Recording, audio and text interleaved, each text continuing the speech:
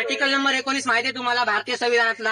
भाषण स्वातंत्र्य, कुठेही संघटना बनवायचं स्वातंत्र्य, फिरायचं स्वातंत्र्य, बोलायचं स्वातंत्र्य आम्हाला आहे का नाही? नाहीच आहे ते फक्त कॉन्स्टिट्यूशन मध्ये. मी इथं काय केलंय का? माझ्या हातात कोणताही झेंडा नाही, मी कसल्याही घोषणा देत नाही.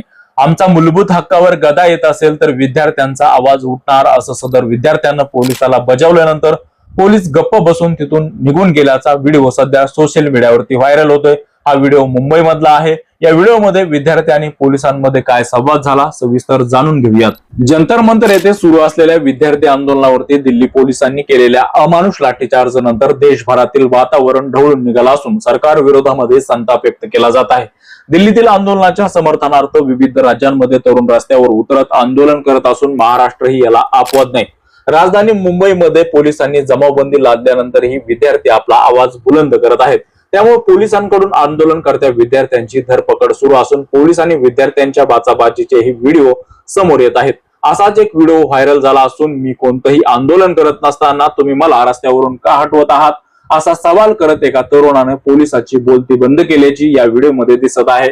मुंबईतील आंबेडकर गार्डन येथील हा व्हिडिओ असून तिथे थांबलेल्या एका विद्यार्थ्याला पोलिसांनी हटकलं. त्यानंतर विधी शाखेचं शिक्षण घेत असलेल्या मुंबईतील या तरुणाने पोलीस कर्मचाऱ्याला नियम सांगत कोणत्या कायद्याने तुम्ही मला इथून हटवत आहात असं विचारलं. तुम्हाला इथं थांबता येणार नाही असं पोलीस कर्मचाऱ्याने म्हणताच तरुण म्हणाला की जमावबंदी आहे, मान्य आहे, पण भाषा स्वातंत्र्य आहे की नाही? तुम्हाला भारतीय संविधानातील आर्टिकल 19 माहिती आहे का?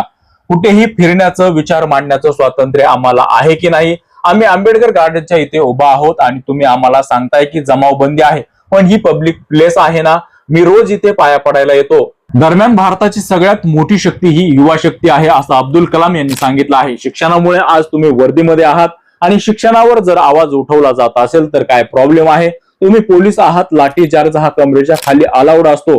दिल्ली पोलिसांनी पोरांची डोके फोडली, पोरींना कपडे फाटेपर्यंत मारलं. तुमच्याकडे काय उत्तर आहे? तुमच्याकडे उत्तर नसेल तर आम्हालाही उत्तर मागायला तुम्ही इथे येऊ नका असं विद्यार्थ्यांना खडसावताच पोलीस कर्मचारी तिथून निघून गेला. मुंबईमधील आंदोलनाला ठाकरे कुटुंबियांनी देखील भेट देत पाठिंबा दर्शवला. राज ठाकरे, शर्मिला ठाकरे, अमित ठाकरे आणि आदित्य ठाकरे यांनी आंदोलनस्थळी आंदोलनकर्त्यांची भेट घेत त्यांचे मनोबल वाढवले. विद्यार्थी आणि तरुणांनी लोकशाही मार्गाने मांडलेल्या भूमिकेचे कौतुक करत त्यांनी संवाद साधला. मुंबईतील विद्यार्थ्यांच्या आंदोलनामध्ये पोलीस आणि तरुणांमध्ये झालेल्या संवादाबाबत तुमचे मत नक्की मांडा. धन्यवाद.